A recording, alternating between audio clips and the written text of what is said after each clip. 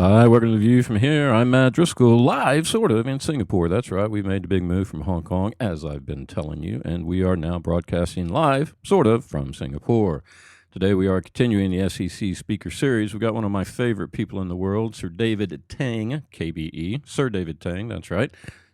He will be talking about what my first trip to China taught me about the future of China. A little bit more about him in just a minute. Many of you know the SEC in Hong Kong. Many of you know it's a key stop on the itineraries of the most well-known people in the world who happen to be passing through the city. The View from Here is pleased to announce we've got the complete set of speeches dating all the way back to 2007, and we're uploading each and every speech from 2012 as fast as we can. Speakers and topics in the series include people like Mia Farrow, famous actress, outspoken activist on China and Darfur. We've got Bill Clinton in conversation with Lee Kuan Yew, the founder of modern-day Singapore. And we've got people like Chris Patton, the last governor of Hong Kong before it was handed back to China. We've also got people like comedian, author Michael Palin of Monty Python fame, and we've got many, many more. Check back frequently on The View from Here to get the latest podcast. Don't forget, you can also log on to iTunes and subscribe to The View from Here, and that way you won't miss a key speech. Just go to the iTunes store, do a search for me, Matt Driskill, or The View from Here, and subscribe, and that way each and every speech should be downloaded straight to your iPod, your iPhone, or your iPad. A little bit more about today's offering. Sir David Tang, KBE. He has the Chevalier de l'Ordre des Arts and Letters from France. He will be talking about what my first trip to China taught me about the future of China. He's one of the contributors to the new book, My First Trip to China. Scholars, diplomats, and journalists reflect on their first encounters with China. That's edited by Qinming Liu, a famously thought-provoking raconteur. That's a brilliant description of Sir David. Tang will talk about his own essay for the book, and he will discuss what we are likely to get right and what we will get wrong about China in the future. The book includes essays from 30 renowned China experts who have shaped Western attitudes about China for a generation. They include David Tang, of course, Lois Wheeler Snow, W.F. Jenner, Perry Link, Jonathan Mirsky, Morton Abramowitz, and many others. It's a collection of vivid personal recollections of expectations about China, how they were shaped, distorted, or shattered by actual first encounters. Sir David was born in Hong Kong, educated locally before he was sent to boarding school in Britain, where he read philosophy at university and attended law college.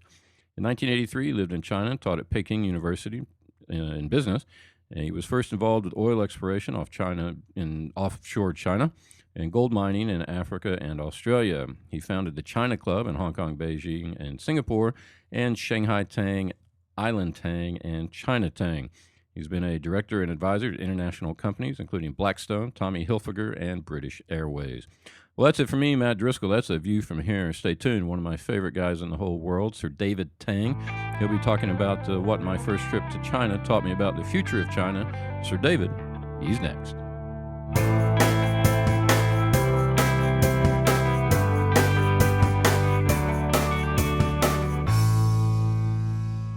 Now, on to the key event of the day, and this book, My First Trip to China, which we're celebrating the launch of today. Joining us for lunch, we've had CPO, Helmut Soman, Tom Gorman, and Frank Ching, who have all contributed to this book, along with Sir David Tang, to talk about their first visit to a country that many of us are in and out of all the time, and a reminder of the deep change that has taken place to give us their perspective of the first time they went. I don't think I need to say much more about introducing Sir David. Many of us know him and are familiar with him through years in Hong Kong and all the achievements in design, retail, and business that he's given to this city and to the world. He's going to tell us about his first visit, which was full of deep joy about nature and the lack of materialism when he first went to China, and give us his views on the future outlook of the country. Sir David?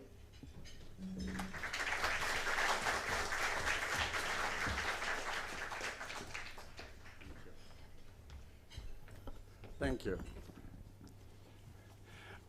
I was told that there was going to be a few of you, so I didn't want to risk ramble on. So I actually wrote down what I was going to say. And unlike Richard Branson, I've heard him speak about 10 times, and none of the times he ever writes anything down, and he never says anything interesting. So if he comes through Hong Kong, do not ask him to come and speak, unless you want an antidote to insomnia. Today, we Chinese in Hong Kong feel thoroughly Chinese and regard ourselves as living in part of China. Even foreign residents in Hong Kong have long forgotten about the British colony and must be very conscious of their living in a Chinese city. But not so long ago, this was not the case. I remember distinctly the first Chinese television soap, Mong Zhong Yan.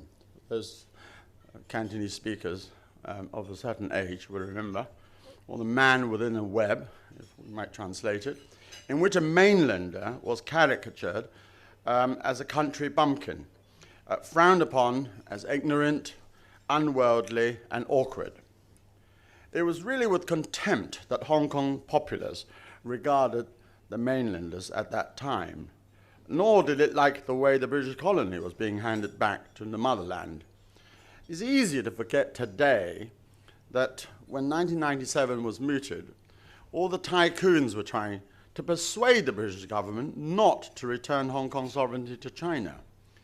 I was asked by a number of them specifically to lobby the Conservative government at the time, even to the point of offering and being accepted contributions to the Conservative Party. I've got photographs and records, so beware. When Geoffrey Howe, the British Foreign Secretary, came to Hong Kong to announce the inevitability of 1997, there was actually much doom and gloom, especially amongst the tycoons. Of course, precisely those tycoons who have expressed skepticism at that time are now professed and ardent patriots. I must say I find it rather irritating when I see them rather unctuous in front of mainland officials, but also before foreigners of their own kind to whom they brag how magnificent China has become in the last 2 decades. Whenever I have a chance, I always go up to them and ask these tycoons, well, if you think China is so magnificent, why don't you go and live there? And of course, they sort of mumble saying, well, I don't need to. I said, well, why don't you? I can't think of anybody. I mean, I've now come across at least 10 or 20 people who exalt the virtue of China, and none of them actually go and stay there even, let alone live there. Anyway, but all that's history, and I don't really intend to dwell on it, nor will I dwell on that very first visit of mine to China nearly 35 years ago, climbing the highest peak at the Yellow Mountain, when I felt distinctly Chinese with an acute sense of homecoming. It really was a rather amazing feeling of belonging to a country, finally, and not being in a transient place, as I felt some of the time being in Hong Kong. I didn't realize at the time that China was actually at an absolutely critical juncture at the end of 1979. Death of Mao, whose terrible legacies of the Great Leap Forward and the Cultural Revolution were finally beginning to subside, had effectively placed China in a sort of vacuum. Well, thank God we had a Deng Xiaoping, who extraordinarily transformed the whole of the nation of China by a tiny economic experiment that was almost laughable with hindsight, that actually took place in an ugly small town across the border of Hong Kong here, called Shenzhen, with then a population of only 700,000, which has now swelled to 12 million. And in the meantime, also as ugly as ever, but in the meantime becoming a shining beacon to the economic transformation across the whole of modern China. But where do we go from here? What is the next 30 years going to bring? I hope I will still be alive, just at 88, to witness what will have happened in one generation of 60 years since my first visit. It is, I suppose, inevitable that our destiny, Hong Kong's destiny, will be totally dependent upon China's. So I might share with you some of my thoughts on the factors which would determine the next generation of China, drawing on my knowledge and experiences there from my 30 years of travels, paying hundreds of visits to all the major cities, as well as the remoter parts in the Mongolia, Xinjiang, Tibet, and along the Silk Route as far as Kashgar, where I was about 2 months ago at the livestock market on a Sunday. Very strange. And the Uyghurs, who keep their own time, by the way. So if you say, when does your son go to school? They say 8 o'clock. Well, is it 8 o'clock or 10 o'clock? And they say 8 o'clock, but it's actually 10 o'clock. So it's very confusing. Anyway, I also married in China, my first marriage in the Catholic cathedral. I lived in a tiny flat, officially owned by a railway official who wanted a bit of extra cash, which I gave him in order to have a bathroom. And finally, I was given my own accommodation at Peking University, where I taught and learned Putonghua. But most importantly, I draw on my own encounters with mainland farmers, urbanites, businessmen, academics, artists, housewives, pensioners, and keeping in contact with them regularly and seeing how their lives have changed, all essential for my understanding, if only as an amateur anthropologist, of a vast and complex motherland. Therefore, I'm always a bit suspicious of anyone professing to be a Chinese expert when they don't live, or at least spend a great deal of time interacting with Chinese officials. When somebody says, I'm an expert in China, ask them, not how many times they've been to China, but how much time have they spent? Whom do they know? Give me their telephone numbers. And what do they do? Find out if there's a good cross-section. Last month at the Oxford Union, I spoke against the motion that the 21st century belongs to China. We trounced the proponents, 195 votes against 75. But I was accused of being unpatriotic, which was really a pathetic accusation, because by speaking about certain ugly truths, I need not have been unpatriotic at all. On the contrary, my belief is that being critical of potential problems should be a requirement of patriotism. Now, just think about China now, and I'm trying to paint you a picture of what will happen in the next 30 or 40 years, or even within the next century. Just think of the land and air and water. Now, land, there's only about 900 square meters of arable land per inhabitant. Now, that might not mean anything to you, but that is actually less than 40% of the global average. So there isn't enough arable land. And it's even more alarming that wholesale rural areas are being turned into urban cities.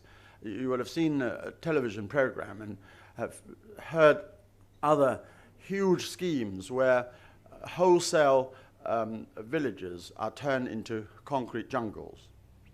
Air, totally polluted, appalling, as we all know. It got so bad that last summer the Chinese authorities actually asked foreign consulates to stop publishing inaccurate and unlawful data on air pollution, which was, of course, a direct reference to the quality measurements posted on Twitter by the US Embassy in Beijing, which registered descriptions such as crazy bad or beyond index. Then there's water. The over-extraction of groundwater and falling water tables are huge problems in China. Water is going to be scarce. Exploitation of dams and other irrigation infrastructures have also halted the Yellow River's natural course, threatening to dry up the entire river. Did you know that in 1997, the lower Yellow River did not flow 230 days out of the year? Therefore, just looking at the simple essential conditions of livelihood, with land, air, and water, China faces enormous problems and is aggravated by her vast population of 1.3 billion, and further aggravated by her demographics, which have created what someone has called a perfect storm. Now, let me explain. First, there is a terrible population explosion of the older generation. By 2030, there would be 240 million people in China aged 65 or more, even older than me, which is practically impossible, I feel. With every 4 older workers for every 3 younger ones. So the workforce in China is going to fall continually. And the smaller and grayer Chinese workforce, the growth rates of recent past are simply not going to be sustainable. Secondly, the swelling class of the senior citizen will undoubtedly place enormous economic pressures on China because they need to be fed. They're not working anymore, and then with a shrinking working force, that's going to be even more problematic. Third, because of the one-child policy, which tend to favor boys, with appalling statistics on the infanticide of girls, China have become a great imbalance between male and female. Already, there are over 120 boys for every 100 girls. This result is going to be a growing population of unmarried and, need I say, frustrated young men. And I wouldn't, for a moment, underestimate the frustration which I would liken to a time bomb, unless China turns incredibly homosexual, is going to be a real problem. Fourth, the one-child policy also meant that for this generation already, there are no more brothers, no sisters, no aunties, no aunts, no nephews, no nieces, which goes directly against that traditional Chinese family structure of relying heavily upon blood relatives, both at home and in business. But perhaps the most critical question on China's advancements, other than land, water, and air and demographics, which are bad enough, rests with the leadership, or now, as we know, 7 members of the Standing Committee of the Politburo, whom we have seen, but not being able to make much out of, really. So little is known about this chosen few, how they work, how they think, how they come to their conclusions. I mean, I just wish one of them, or half of them, would actually show some feeling, or let go a little bit for 2.5 nanoseconds, so that we know that they actually have got gray cells moving in their brains and say something that was useful. But we don't know. It all happens behind closed doors. The major decisions of state, blanket of opacity, which has not changed since the founding of the Communist Party in 1949. This has created an enormous amount of mistrust, and not surprisingly, there are continual protests all over the country on abuses of power, involving bribery and corruption and social injustices. There seems to be a total disconnect between government and people. And this dysfunctionality can never be the basis of a great nation. You cannot have any great nation if there is such a disconnect between the government and its people. But what I would like most of all to highlight today is the plight of the individual in China. Far too often we have conferences and seminars and lectures and articles about China as a country, the sort of progress it has achieved, the numbers on her economic growth, the rising GDP, the diminution of poverty, rise of a middle class, etc., etc. Yet seldom do we focus on the individual. It's all very well to talk about the progress of the damming of the Three Gorges, but how about the plight of 1 million people who have been displaced? It's all very well to talk about the great Olympic Games, with the diversion of water into Beijing for the enjoyment of visitors and for the world to see. But how about the places from which the water had to come, namely Hebei and Shanxi provinces, which are already devastated by drought and severe shortages? Even worse, none of it was required because there was no shortage. It was exactly 100 years ago when China became a republic with a promise of democracy, bringing to an end 4,000 years of dynastic rule. Maybe China needs another 100 years to secure real democracy and achieve the status of a superpower. After all, 200 years was roughly what it took America to become a superpower from an impoverished beginning. So for China, it might be another 100 years before she becomes a truly great nation. Meanwhile, to put it mildly, a lot of homework has got to be done. And I, as a sort of cockroach of 1.3 billion, would do whatever immediate amount I can, for I am proud to be Chinese. I love China. And I'm most of all proud of the millions of compatriots who have suffered, and a lot of them having sacrificed themselves to give us the progressive and improving China in the new century of ours. Not often enough do we pay sufficient tribute to this vast body of men and women who have gone before us and effectively making us the fortunate beneficiaries of a confident nation in a modern world. I would ask that each of us contributors to this anthology dedicate our comparatively insignificant stories to all these ordinary Chinese compatriots of ours, because I think that they deserve a lot more attention than the numbers and conferences. I mean, every day I hear of conferences and I go to them and I hear boring speeches and even more tedious statistics, and never do we pay enough attention to the millions of people who have actually suffered.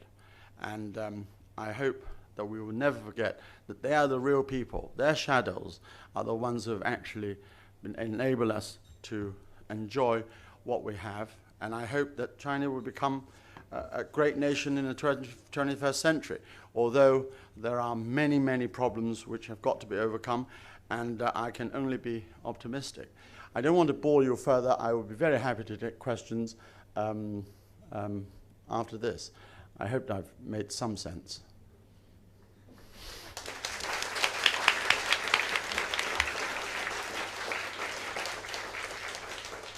I wanted to be a bit more flippant and less serious. A bit more, really. But I thought I got You have to another 20 minutes. We'll give you a chance to be really Okay, well, flippant. So test we have my- microphones out in the audience. Please raise your hand with questions, and Sir David will answer them. Give us your name and your organization if you're with one.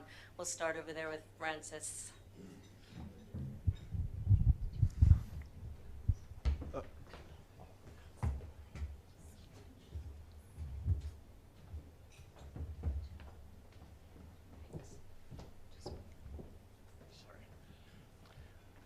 Yes. Thank you, Sir David. Francis Moriarty, FCC Board. I'm just wondering, in this expression of hope that you've made for the nation, what role, if any, do you think Hong Kong can actually play in making things turn out in the direction that you hope? And I suppose along with that is, how sanguine or not are you about the future of Hong Kong? Well, we know, is this working? Yep. We know that we can't really rely on our chief executives. We've had a couple, or three, who keep on telling us that ruling Hong Kong is not exactly what it seems to be, namely that we, or they, have to listen to China, which is a rather defeatist attitude, and one which I hate listening to. But in a way, we in Hong Kong have become perhaps one of the greatest subconscious changes that Chinese citizens in the mainland have realized. If you just think in 1997, we had about 1.5 million visitors, accounting for about 25% of our number of people who visit. Today, we're almost at about 30 million, about 65%. That's 16 million. Now, just think of the tens of millions of Chinese who have come over here, from being prostitutes to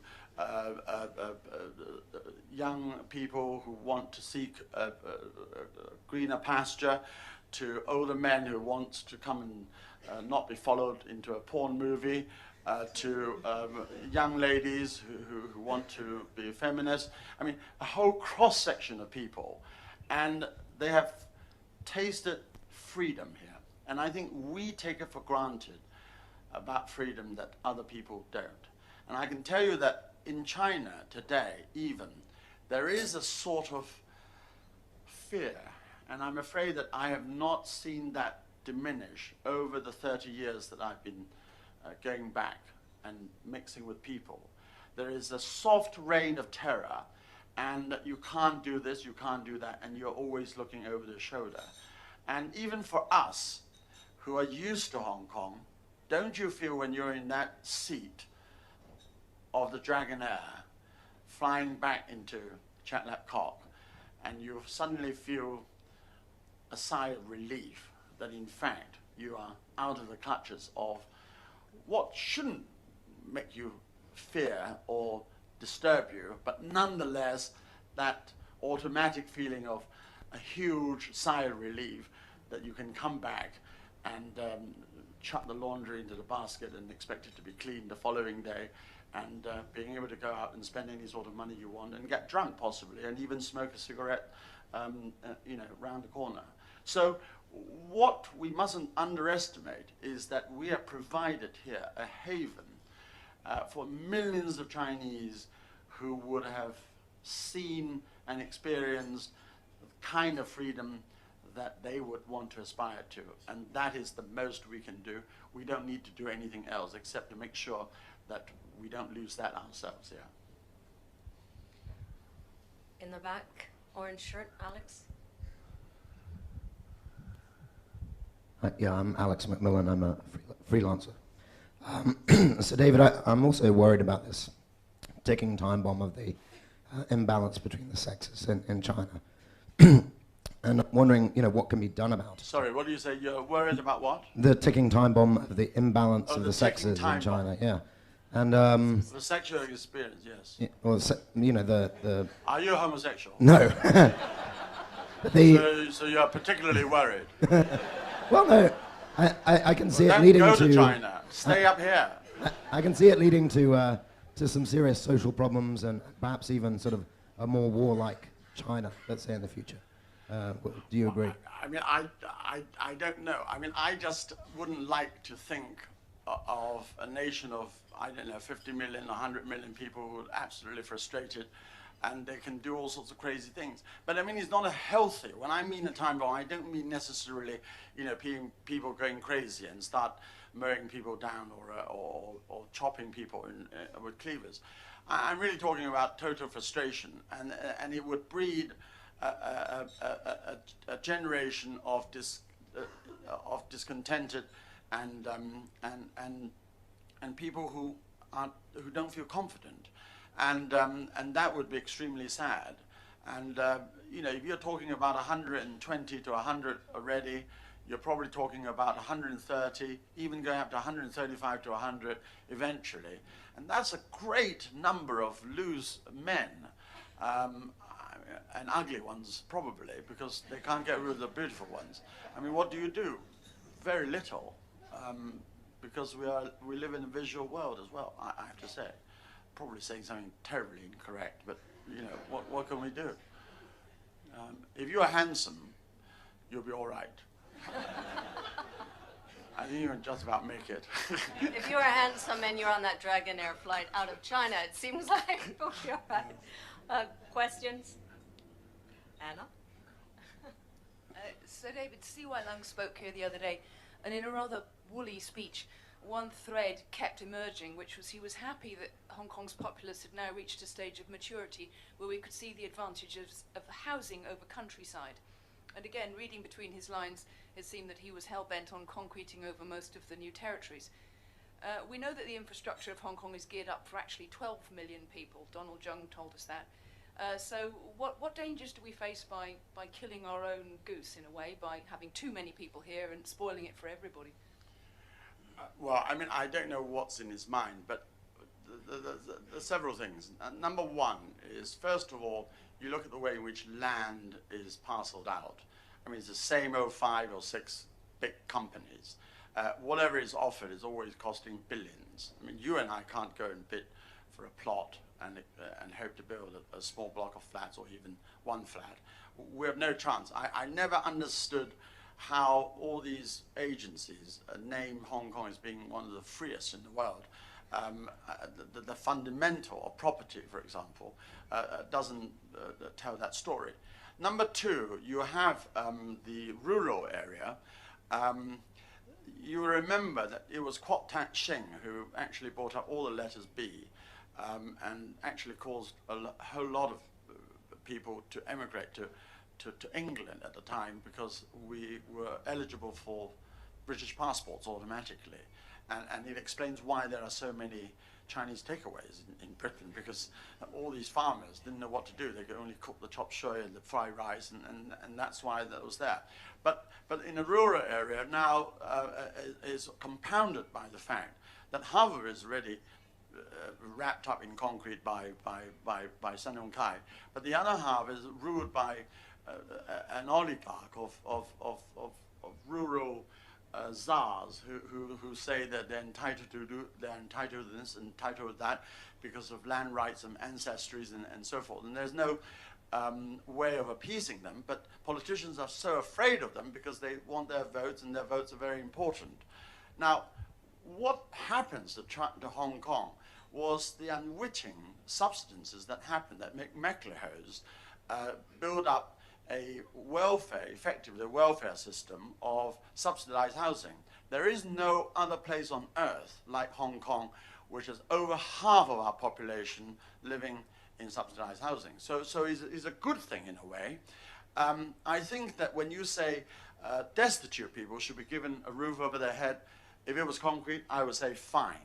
But if you're going to say, let the big developers go into Sai Kung Country Park, carve Harvard out, so that they can build some of these absolutely ghastly and appalling semi-detached bijou residences, which pass as palatial, multi-billion-dollar residences, and occupied by total hollowness, then I would say absolutely not.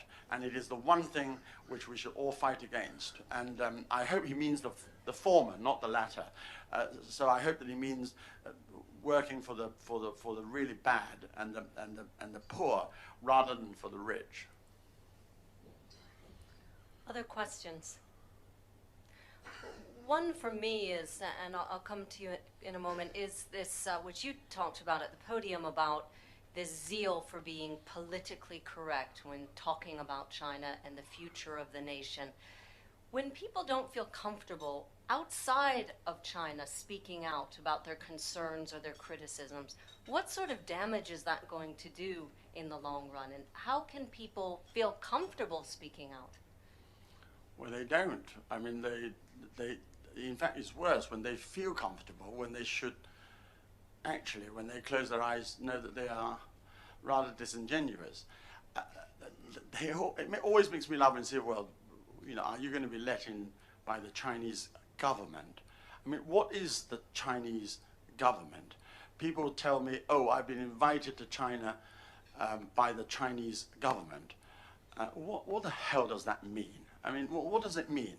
And people say, I've got very good connection with the Chinese government, as if somebody was actually watching over you. The truth of the matter is that, you know, if you're unimportant enough, you'll say what you want or not say what you want. If you're unimportant enough, people wouldn't give a toss anyway. I think that at the end of the day, the communists are not stupid.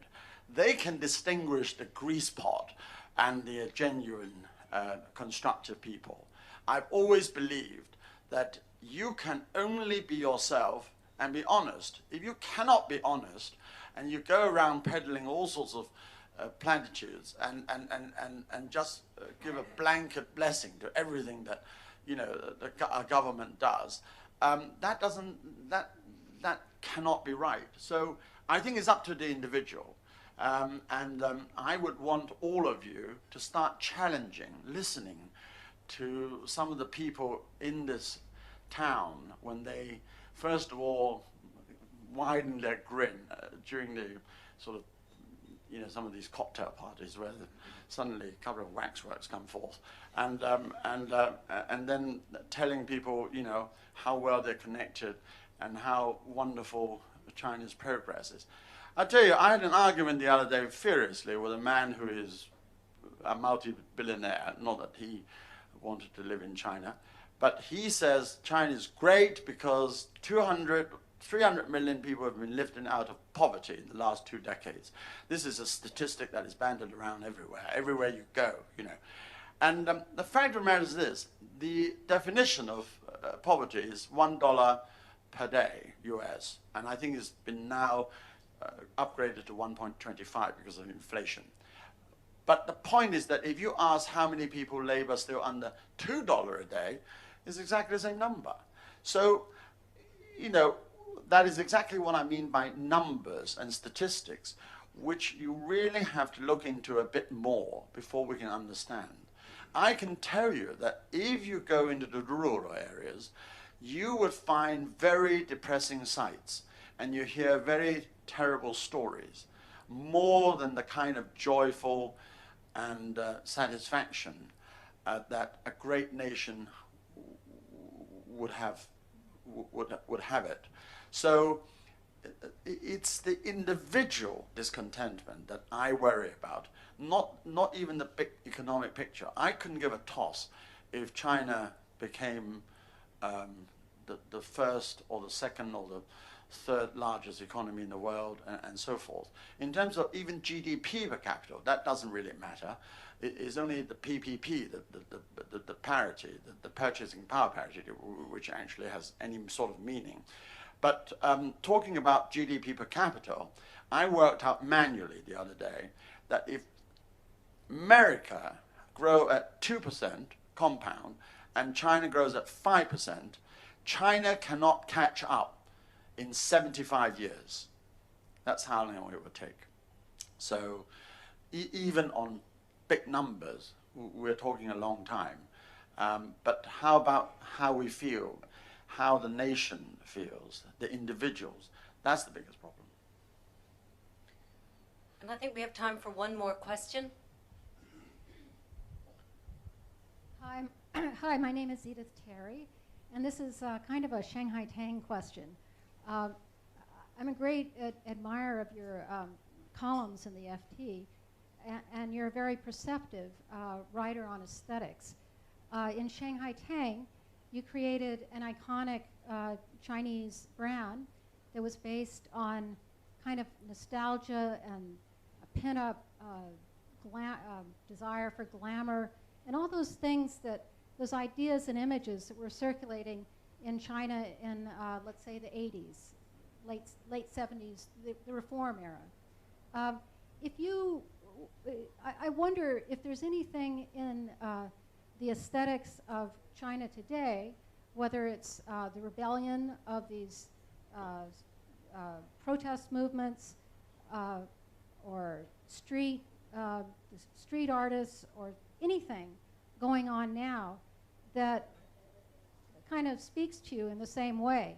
So if you were doing today's Shanghai Tang, another such brand, what would there be elements? Is there anything that would motivate you to to speak to the world that way?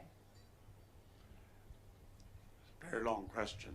I think you got slightly lost in yourself.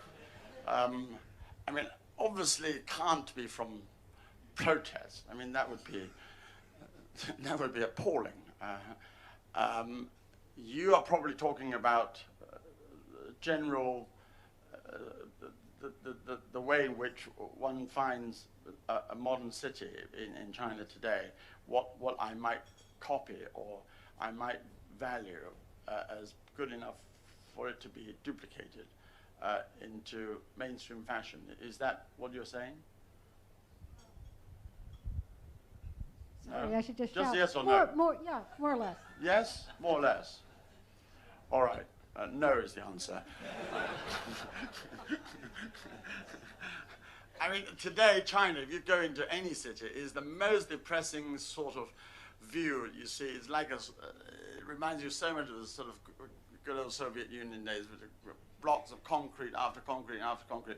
And the appalling thing is that it's slightly better now, but before they were all empty, because I suddenly realized that what happens is that all the units own these sort of buildings, and there's always an argument within the unit. So it's the railways or the medical hospital or the whatever it is, and they own all these structures. And there's always an argument about who would actually live there. And then there's such intense argument that they can never agree. So all these blocks become empty. And we were just talking about any city you go into. There's that terrible stench. It was made out of soot, coal, laundry and lard. Lump them together, you've got that smell, and I can smell it round the corner, three blocks away. And when I was living in Beijing, I smelled that every morning in the fresh air, and it's very identifiable, and that isn't good.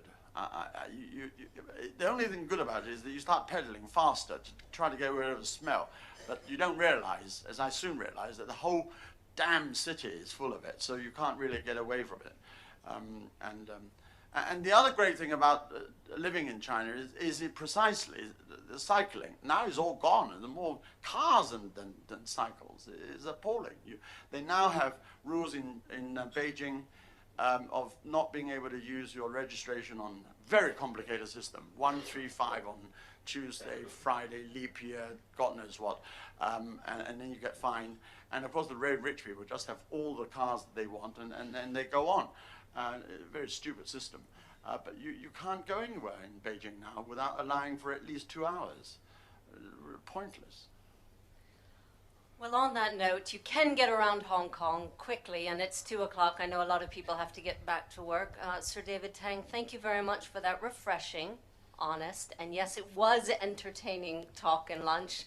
We wish you a Merry Christmas and a small gift from the club for coming to join us today. What is it?